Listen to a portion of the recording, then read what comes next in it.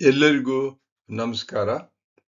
ಈ ದಿನ ಅತ್ಯಂತ ಸುಲಭವಾಗಿರ್ತಕ್ಕಂಥ ಒಂದು ವಿಷಯವನ್ನ ಸಾಧಾರಣವಾಗಿ ನಾನು ಹೇಳ್ತೀನಿ. ಎಲ್ಲರಿಗೂ ಗೊತ್ತಿರ್ತಕ್ಕಂಥ ವಿಚಾರ, ಆದರೆ ಇದು ಮಕ್ಕಳಿಗೆ ಅಥವಾ ವಿದ್ಯಾರ್ಥಿಗಳಿಗೆ ಗೊತ್ತಾಗ್ಲಿ ಅಂತ ಹೇಳ್ತಾ ಇದ್ದೀನಿ. ಜ್ವರ ಹೇಗೆ ಬರುತ್ತದೆ ನಮಗೆ ಅಂತ. ಜ್ವರ ಅನ್ನುವುದು ಒಳ್ಳೆಯದು ಅಥವಾ ಕೆಟ್ಟದೋ ಅಂತ ಹೇಳಿದ್ರೆ, ದೇಹದ ಎಚ್ಚರಿಕೆಯ ಗಂಟೆ ಹೊಡೆಯತಕ್ಕಂಥದ್ದು ಜ್ವರ. ರೋಗಾಣುಗಳಿಂದ ನಮ್ಮ ದೇಹದ ರಕ್ಷಣಾ ವ್ಯವಸ್ಥೆಗಳಿಂದ, ಮೆದುಳಿನಿಂದ ಈ ಮೂರು ಒಟ್ಟಾಗಿ ಒಂದಕ್ಕೊಂದು ಕೆಲಸ ಮಾಡಿ ಜ್ವರ ಬರುತ್ತೆ. ನಮ್ಮ ನಾರ್ಮಲ್ ಟೆಂಪರೇಚರ್ ಇದೆಯಲ್ಲ, ಅದರಿಂದ ಅದು 36 ಇಂದ 40 ತನಕ ಹೋಗ್ಬೋದು. ಇದು ನಾವು ಮುಂದೆ ಹೇಳೋಣ ಬನ್ನಿ. ಜ್ವರ ಎಂದರೇನು? ದೇಹದ ಉಷ್ಣಾಂಶ ಸಾಮಾನ್ಯಕ್ಕಿಂತ ಹೆಚ್ಚಾಗುವುದು. ಜ್ವರ ರೋಗವಲ್ಲ, ಇದು ದೇಹದ ಪ್ರತಿಕ್ರಿಯೆ. ನಾರ್ಮಲ್ ಟೆಂಪರೇಚರ್, ನಮ್ಮ ದೇಹದ ಸಾಮಾನ್ಯ ಉಷ್ಣಾಂಶ ಸುಮಾರು 37 ಡಿಗ್ರಿ ಸೆಂಟಿಗ್ರೇಡ್ ಅಥವಾ 98.6 ಫ್ಯಾರನ್ಹೀಟ್ ಅಂತ. ಜ್ವರ ದೇಹದ ಶತ್ರು ಅಲ್ಲ, ಅದು ಎಚ್ಚರಿಕೆಯ ಸಂಕೇತ. ಜ್ವರ ನಮಗೆ ಹೇಗೆ ಬರುತ್ತದೆ ಅಂದ್ರೆ, ವೈರಸ್ ಅಥವಾ ಬ್ಯಾಕ್ಟೀರಿಯಾ, ಯಾವುದಾದ್ರೂ ಮೈಕ್ರೋಬ್ಸ್ ಅಂತ ಹೇಳ್ತೀವಲ್ಲ, ಅದು ದೇಹಕ್ಕೆ ಪ್ರವೇಶ ಮಾಡುತ್ತೆ. ಅದು ರೋಗಾಣುಗಳು. ಆ ರೋಗಾಣುಗಳನ್ನ ನಮ್ಮ ರಕ್ತದಲ್ಲಿರತಕ್ಕಂಥ ಕೆಲವು ವಿಶೇಷ ವ್ಯವಸ್ಥೆ, ರಕ್ಷಣಾ ವ್ಯವಸ್ಥೆ, ಡಿಫೆನ್ಸ್ ಸಿಸ್ಟಮ್ ಅಂತ ಹೇಳ್ತಾರೆ, ಅವು ಕೆಲವು ರಾಸಾಯನಿಕ ಸಂದೇಶವನ್ನು ಬಿಡುಗಡೆ ಮಾಡುತ್ತೆ. ಅಂದ್ರೆ ಬ್ಯಾಕ್ಟೀರಿಯಾ ಅಥವಾ ವೈರಸ್ ದೇಹಕ್ಕೆ ಎಂಟರ್ ಆದ ತಕ್ಷಣ ನಮ್ಮ ದೇಹಕ್ಕೆ ಯಾವುದೋ ಏನೋ ಬೇರೆ ಒಂದು ವಸ್ತು ಬಂದಿದೆ ಅಂತ ಇಮ್ಮಿಡಿಯೇಟ್ ಆಗಿ ಒಂದು ರಿಯಾಕ್ಷನ್ ಆಗುತ್ತೆ. ಆ ರಿಯಾಕ್ಷನ್ ಆದಾಗ ನಮ್ಮ ದೇಹದಲ್ಲಿರ್ತಕ್ಕಂಥ ಭಾಗಗಳು, ಅದರಲ್ಲಿ ಸೈಟೋಕೈನಿನ್ಸ್ ಅಂತಕ್ಕಂಥ ಕೆಲವು ಸಂದೇಶಗಳು, ಅಂದ್ರೆ ಸೆಲ್ಗಳ ಒಳಭಾಗದಿಂದ ಹೊರಗಡೆ ಬರುತ್ತೆ. ಅದು ಎಚ್ಚರಿಕೆಯ ಸಂದೇಶ.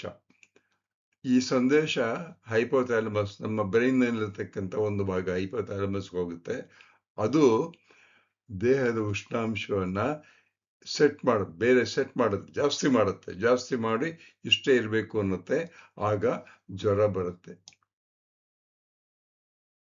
ತುಂಬಾ ಸುಲಭವಾಗಿ ಹೇಳಬೇಕು ಅಂದ್ರೆ, ಮೈಕ್ರೋಬ್ಸ್ ಅಂದ್ರೆ ರೋಗಾಣುಗಳು ದೇಹಕ್ಕೆ ಎಂಟರ್ ಆದಾಗ ರಕ್ತದ ಒಳಭಾಗದಲ್ಲಿ ಇಮ್ಯೂನ್ ಸೆಲ್ಸ್ ಅವುಗಳನ್ನ ಕಂಡುಹಿಡಿಯುತ್ತೆ.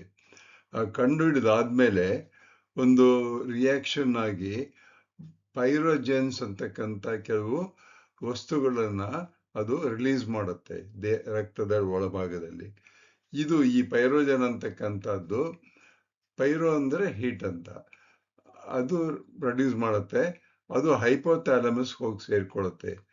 ಹೈಪೋಥ್ಯಾಲಮಸ್ ಅಂತಕ್ಕಂಥ ಒಂದು ಭಾಗ ಏನ್ ಮಾಡುತ್ತೆ ಅಂದ್ರೆ, ನಮ್ಮ ದೇಹದಲ್ಲಿ ಶಿವರಿಂಗ್, ನಡುಕ ಮಾಡಿ ಇನ್ಕ್ರೀಸ್ ಮೆಟಬಾಲಿಸಮ್, ಅಂದ್ರೆ ದೇಹದಲ್ಲಿ ಆಗ್ತಕ್ಕಂಥ ಒಂದು ಮೆಟಬಾಲಿಸಮ್ ಅಂತ ಹೇಳ್ತೀವಲ್ಲ, ಮೆಟಬಾಲಿಸಮ್ ಅಂದ್ರೆ ನಾವು ತೆಗೆದುಕೊಳ್ತಕ್ಕಂಥ ಆಹಾರ ದೇಹದ ಒಳಗೆ ಹೋಗುತ್ತೆ, ದೇಹದ ಒಳಭಾಗದಲ್ಲಿ ಇರ್ತಕ್ಕಂಥ ಕೋಶಗಳಿಗೆ ಹೋಗುತ್ತೆ. ಕೋಶಗಳಲ್ಲಿ ಇರ್ತಕ್ಕಂಥ ಕೆಲವು ಭಾಗಗಳಾದಂಥ ಮೈಟೋಕಾಂಡ್ರಿಯಾ ಅಂತ ಭಾಗಕ್ಕೆ ಗ್ಲೂಕೋಸ್ ಆಗಿ ಹೋಗುತ್ತೆ.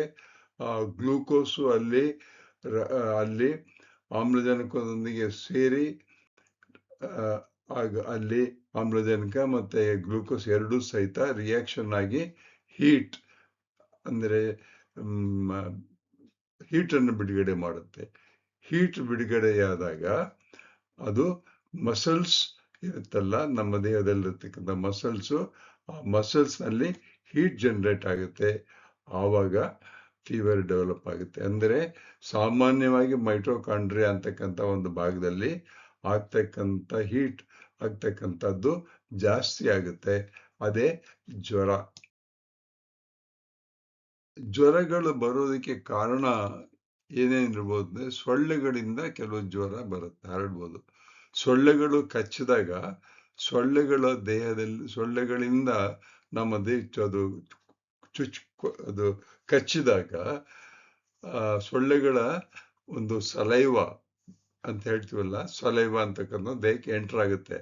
ಆ ಸಲೈವ ಒಳಗಡೆ ಬಂತು ಅಂದ್ರೆ ರಕ್ತ ಏನೋ ಬಂದ್ಬಿಟ್ಟಿದೆ ಅಂದ್ಬಿಟ್ಟು ಅಂತ ನಾ ಹಿಂದೆ ಹೇಳಿನಲ್ಲ, ಆ ರೀತಿ ರಿಯಾಕ್ಷನ್ ಡೆವಲಪ್ ಮಾಡುತ್ತೆ. ಆಗ ಜ್ವರ ಬರುತ್ತೆ. ಬ್ಯಾಕ್ಟೀರಿಯಾಗಳಿಂದ ಜ್ವರ ಬರ್ಬೋದು. ಅದು ಬ್ಯಾಕ್ಟೀರಿಯಾಗಳಿಂದ ಬರ್ತಕ್ಕಂಥದ್ದು ಟೈಫಾಯ್ಡ್, ರಿಕೆಟ್ಸ್ಯ, ಕ್ಷಯ ಇವೆಲ್ಲವೂ ಬರುತ್ತೆ. ಅಂದ್ರೆ ಸಮಯಕ್ಕೆ ತಕ್ಕಂತೆ ಚಳಿಗಾಲದಲ್ಲಿ ಕೆಲವು ಸಾರಿ ಇನ್ಫ್ಲೂಯೆನ್ಸಾ ಎ ಮತ್ತು ಬಿ ಅಂತಕ್ಕಂಥದ್ದು ಬರುತ್ತೆ. ಕೋವಿಡ್ ಬರ್ಬೋದು. ಅಂದ್ರೆ ಜ್ವರ ಬರೋದಕ್ಕೆ ಕಾರಣ ಏನಪ್ಪಾ ಅಂದ್ರೆ ನಮ್ಮ ದೇಹದ ಒಳಭಾಗದಲ್ಲಿ ರಕ್ತಕ್ಕೆ ಯಾವುದಾದರೂ ಒಂದು ಫಾರಿನ್ ಬಾಡಿ ಬಂದು ಸೇರ್ಕೊಂಡಾಗ ರಕ್ತದಲ್ಲಿ ಅನೇಕ ರಿಯಾಕ್ಷನ್ಗಳಾಗಿ ಜೈವಿಕ ಕ್ರಿಯೆಗಳಾಗಿ ದೇಹದ ಟೆಂಪರೇಚರ್ ಅನ್ನ ಜಾಸ್ತಿ ಮಾಡೋದಕ್ಕೆ ನಮ್ಮ ಬ್ರೈನ್ ಸೆಟ್ ಮಾಡುತ್ತೆ. ನಾವು ನಮ್ಮ ರೆಫ್ರಿಜರೇಟರ್ನಲ್ಲಿ ಹೇಗೆ ಟೆಂಪರೇಚರ್ ಸೆಟ್ ಮಾಡ್ತೀವೋ, ಕೋಲ್ಡ್ ಅನ್ನು ಸೆಟ್ ಮಾಡ್ತೀವೋ, ಹಾಗೆ ನಮ್ಮ ಹೈಪೋಥಾಲಮಸ್ ಅಂತಕ್ಕಂಥದ್ದು 37 ಡಿಗ್ರಿ ಇರೋದನ್ನ 40 ತನಕ ಸೆಟ್ ಮಾಡ್ಬಿಡುತ್ತೆ. ಆ ರೀತಿ ಒಂದು ಟೆಂಪರೇಚರ್ ಸೆಟ್ ಆದಾಗ ಏನಾಗುತ್ತೆ ಅಂತ ಹೇಳಿದರೆ, ಕೆಲವರಿಗೆ ಚಳಿ ಬರ್ಬೋದು, ದೇಹದ ಉಷ್ಣಾಂಶ ಜಾಸ್ತಿ ಆಗಿರುತ್ತೆ.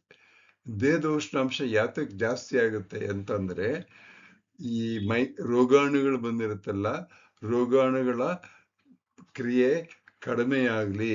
ರೋಗಾಣುಗಳು ಕೆಲವು ಸಾರಿ ಆ ಒಂದು ಟೆಂಪರೇಚರಿಂದ ರಿಪ್ರೊಡ್ಯೂಸ್ ಮಾಡ್ತಕ್ಕಂಥದ್ದು ಕಡಿಮೆ ಆಗುತ್ತೆ. ಮತ್ತೆ ಕೆಲವು ಸಾರಿ ಅವು ಸತ್ತು ಹೋಗ್ಬೋದು. 3-4 ದಿನ ಆದ್ಮೇಲೆ ಆ ರೋಗಾಣುಗಳು ಕಂಪ್ಲೀಟ್ ಆಗಿ ಸತ್ತು ಹೋಗ್ಬಿಡುತ್ತೆ. ಆದ್ರಿಂದ ಜ್ವರ ಬರ್ತಕ್ಕಂಥದ್ದು ಬಹಳ ಒಳ್ಳೆಯ ಸೂಕ್ಷ್ಮ.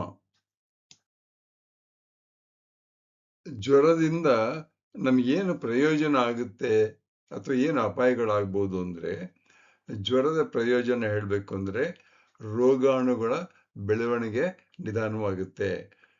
ಅಂದ್ರೆ ರಕ್ತದ ಒಳಭಾಗದಲ್ಲಿ ರಕ್ತಕೋಶ ಅಥವಾ ನಮ್ಮ ರಕ್ತದಲ್ಲಿರ್ತಕ್ಕಂಥ ಕೆಲವು ವಸ್ತುಗಳು, ಇವುಗಳಿರ್ತಕ್ಕಂಥ ರೋಗಾಣುಗಳು, ಅವುಗಳ ಬೆಳವಣಿಗೆ ನಿಧಾನವಾಗುತ್ತೆ. ಆಗ ರಕ್ಷಣಾ ವ್ಯವಸ್ಥೆ ಚುರುಕಾಗುತ್ತೆ, ದೇಹದ ರಕ್ಷಣಾ ವ್ಯವಸ್ಥೆ ಚುರುಕಾಗುತ್ತೆ. 103 ಡಿಗ್ರಿ ಫ್ಯಾರನ್ಹೀಟ್ ಅಥವಾ 39 ಡಿಗ್ರಿ ಸೆಂಟಿಗ್ರೇಡ್ ಮೇಲಾದರೆ ಸ್ವಲ್ಪ ತೊಂದರೆ ಆಗ್ಬೋದು. ಅಂದ್ರೆ 103 ಡಿಗ್ರಿ ತನಕ ಜ್ವರ ಹೋಯ್ತು ಅಂತ ಅಂದ್ರೆ ಅದು ಡೇಂಜರ್, ತುಂಬಾ ತೊಂದರೆ, ಜ್ವರ ಕಂಟ್ರೋಲಿಗೆ ಬರ್ತಾ ಇಲ್ಲ, ರೋಗಾಣುಗಳು ಸತ್ತಿಲ್ಲ ಅಂತಕ್ಕಂಥ ಒಂದು ಸಿಗ್ನಲ್, ನಮಗೊಂದು ಬರ್ತಕ್ಕಂಥ ಸಿಗ್ನಲ್ ಅದು. 2-3 ದಿನದಲ್ಲಿ ಜ್ವರ ಕಡಿಮೆ ಆಗದೆ ಹೋದರೆ ಅದು ಏನೋ ತೊಂದರೆ ಇದೆ ಅಂತ ಸಿಗ್ನಲ್ ಆಗುತ್ತೆ. ಆಗ ಏನಾಗ್ಬೋದು ಅಂತಂದ್ರೆ ಗಾಬರಿ ಆಗ್ಬೋದು, ನಮಗೆ ಪ್ರಜ್ಞೆ ಕಡಿಮೆ ಆಗ್ಬೋದು, ವಾಂತಿ ಆಗ್ಬೋದು. ಇವೆಲ್ಲವೂ ಆದಾಗ ನಮಗೆ ಚಿಕ್ಕ ಮಕ್ಕಳಲ್ಲಿ ಫಿಟ್ಸ್ ಬರ್ಬೋದು. ಬಂದಾಗ ನಾವು ಇಮ್ಮಿಡಿಯೇಟ್ಲಿ ಡಾಕ್ಟರ್ಗೆ ಹೋಗ್ಬೇಕು. ಅಂದ್ರೆ ಜ್ವರ ಬಂದು 2-3 ದಿನಗಳಲ್ಲಿ ಜ್ವರ ಕಡಿಮೆ ಆಗದೆ ಇದ್ರೆ ನಾವು ಜ್ವರ ನಮಗೆ ತೊಂದರೆ ಮಾಡ್ತಾ ಇದೆ ಅಂತ ನಾವು ತಕ್ಷಣ ವೈದ್ಯರ ಬಳಿ ಹೋಗ್ಬೇಕು. ಜ್ವರ ಬಂದು 3-4 ದಿನಗಳಾದ್ಮೇಲೂ ಸಹಿತ ಜ್ವರ ಕಡಿಮೆ ಆಗದೆ ಹೋದ್ರೆ ಏನ್ ಮಾಡ್ಬೇಕು? ಫಸ್ಟು ಹೆದರ್ಕೋಬಾರ್ದು, ನೀರು ಕುಡಿಬೇಕು, ಸಾಕಷ್ಟು ನೀರು ಕುಡಿಬೇಕು. ಜ್ವರ ಬಂದಾಗ ಬಾಡಿ ಡಿಹೈಡ್ರೇಟ್ ಆಗುತ್ತೆ, ದೇಹದಲ್ಲಿರ್ತಕ್ಕಂಥ ತೇವಾಂಶ ಕಡಿಮೆ ಆಗ್ತಾ ಬರುತ್ತೆ. ಆವಾಗ ಸ್ವಲ್ಪ ನೀರು ಕುಡಿಬೇಕು, ಎಳ್ನೀರು ಕುಡಿಬೋದು, ನೀರು ಕುಡಿಬೇಕು. ಕೆಲವು ಸಾರಿ ಮನೆಯಲ್ಲಿ ಜ್ವರ ಬಂದಾಗ ನೀರು ಸಹಿತ ಮುಟ್ಬಾರ್ದು ಅಂತಾರೆ, ಆದ್ರೆ ನೀರು ಕುಡಿಬೇಕು. ತುಂಬಾ ಜ್ವರ ಜಾಸ್ತಿ ಆಗ ಹಣೆಯ ಮೇಲೆ ಅಥವಾ ಮೈ ಎಲ್ಲದಕ್ಕೂ ಸಹಿತ ಒದ್ದೆ ಬಟ್ಟೆಯಿಂದ ಒರೆಸ್ಬೇಕು. ವಿಶ್ರಾಂತಿ ಪಡಿಬೇಕು, ಏನು ಹೆಚ್ಚು ಕೆಲಸ ಮಾಡಬಾರ್ದು. ಆಹಾರ ಜಾಸ್ತಿ ತಗೋಬಾರ್ದು, ಲಿಕ್ವಿಡ್ ಆಹಾರ ತಗೊಳ್ಬೇಕು. ಮತ್ತೆ ತಕ್ಷಣ ವೈದ್ಯರ ಸಲಹೆ ಪಡೆದು ಔಷಧಿಗಳನ್ನು ತಗೊಳ್ಬೇಕು. ಒಂದು ಸಿಂಪಲ್ ಆಗಿರ್ತಕ್ಕಂಥ ಒಂದು ಅನಾಲಜಿಯನ್ನು ಕೊಟ್ಟಾಗ ಕಾವಲುಗಾರ ಏನ್ ಮಾಡ್ತಾನೆ, ಕಳ್ಳನನ್ನು ನೋಡಿದ ತಕ್ಷಣ ವಿಷಲ್ ಹೊಡಿತಾನೆ. ಹಾಗೇನೆ ದೇಹದ ರಕ್ಷಣಾ ವ್ಯವಸ್ಥೆ ಕಾವಲುಗಾರ ಇದ್ದಾಗೆ ರೋಗಾಣುಗಳು ದೇಹದ ಒಳಗಡೆ ಬಂತು ಅಂತಂದ್ರೆ ಯಾವ ರೀತಿಯಿಂದ ಬರ್ಬೋದು, ನೀರಿನಿಂದ ಬರ್ಬೋದು, ಅಥವಾ ಬೇರೆಯವರು ಟಚ್ ಆದಾಗ ಬರ್ಬೋದು, ಸೊಳ್ಳೆಗಳ ಕಡತದಿಂದ ಬರ್ಬೋದು. ಹೀಗೆ ಯಾವುದಾದ್ರೂ ಒಂದು ರೀತಿಯಿಂದ ರೋಗಾಣುಗಳು ದೇಹದ ಒಳಗೆ ಬಂದ್ರೆ ತಕ್ಷಣ ಅದು ದೇಹ ವಿಷಲ್ ಹೊಡೆಯುತ್ತೆ, ದೇಹದ ರಕ್ಷಣಾ ವ್ಯವಸ್ಥೆ ಜಾಸ್ತಿ ಆಗುತ್ತೆ, ನಮ್ಮಲ್ಲಿ ಪೈರೋಜನ್ ಅಂತಕ್ಕಂಥ ಕೆಮಿಕಲ್ ಉತ್ಪತ್ತಿ ಆಗುತ್ತೆ. ಆಗ ಅದು ಬ್ರೈನ್ನ ಥ್ಯಾಲಮಸ್ಗೆ ಹೋಗುತ್ತೆ. ಥ್ಯಾಲಮಸ್ ಅಂತಕ್ಕಂಥದ್ದು ಎಲ್ಲ ಕೋಶಗಳಲ್ಲಿ ಇರ್ತಕ್ಕಂಥ ಮೈಟ್ರೋಕಾಂಡ್ರಿಯಾಗಳಲ್ಲಿ ಆಕ್ಟಿವಿಟಿ ಜಾಸ್ತಿ ಮಾಡಿ ಹೀಟ್ ಅಂತ ಹೇಳ್ತೀವಲ್ಲ, ಉಷ್ಣಾಂಶ ಜಾಸ್ತಿ ಮಾಡಿಸುತ್ತೆ. ಅದೇ ಜ್ವರ. ಈ ಜ್ಞಾನವನ್ನ ಹಂಚೋಣ, ಆರೋಗ್ಯವನ್ನ ಕಾಪಾಡೋಣ. ಈ ಒಂದು ವಿಡಿಯೋವನ್ನು ಮಾಡೋದಕ್ಕೆ ಕಾನ್ಸೆಪ್ಟು, ಡಿಸೈನು, ವಾಯ್ಸು ನಾನು CG ನಾಗರಾಜ ಕೊಟ್ಟಿರ್ತಕ್ಕಂಥದ್ದು. ಇದು ಅನೇಕ ಕಡೆ ಯೂಟ್ಯೂಬಲ್ಲಿ ಇದೆ. ಜ್ವರ ಅಂತ ಕೊಟ್ಟಾಗ ಬೇಕಾದಷ್ಟು ಯೂಟ್ಯೂಬಲ್ಲಿ ಬರುತ್ತೆ. ಆದರೆ ನಾನು ಸಹಿತ ನಮ್ಮ ಮಕ್ಕಳಿಗೆ, ಶಾಲಾ ಮಕ್ಕಳಿಗೆ ಅನುಕೂಲವಾಗಲಿ ಅಂತ ಇದು ಬರೆದಿದ್ದೀನಿ. ಇದು ಮಾಡೋದಕ್ಕೆ ಅಕಾಡೆಮಿಕ್ ಅಸಿಸ್ಟೆನ್ಸು ChatGPT ಇಂದ ತಗೊಂಡಿದ್ದೀನಿ. ಇದರಲ್ಲಿ ಇಮೇಜಸ್ ಯಾವುದು ಇಲ್ಲ, ಆದರೆ ತಗೊಳ್ಬೇಕು ಅಂತಿತ್ತು, ಬೇಡ ಅಂದ್ಬಿಟ್ಟು ಬಿಟ್ಟಿದ್ದೀನಿ. ಅದು ಕ್ರಿಯೇಟಿವ್ ಕಾಮನ್ಸ್ ತಗೊಳ್ಬೋದು. ಯೂಟ್ಯೂಬ್ನವರು ಇದನ್ನು ಪಬ್ಲಿಷ್ ಮಾಡ್ತಾರೆ. ಇದು ನೀವು ಈ ಒಂದು ಚಿತ್ರೀಕರಣವನ್ನ ನನ್ನ ಯೂಟ್ಯೂಬ್ ಚಾನೆಲ್ ಆದ @ನಾಗರಾಜ ಚಿತ್ರದುರ್ಗ 1038 ಇದರಲ್ಲಿ ನೀವು ಪಡಿಬೋದು. ಬೇರೆಯವರಿಗೆ ಹೇಳಿ, ಸಬ್ಸ್ಕ್ರೈಬ್ ಮಾಡಿ. Thank you. ಎಲ್ಲರಿಗೂ ಒಳ್ಳೆಯದಾಗಲಿ.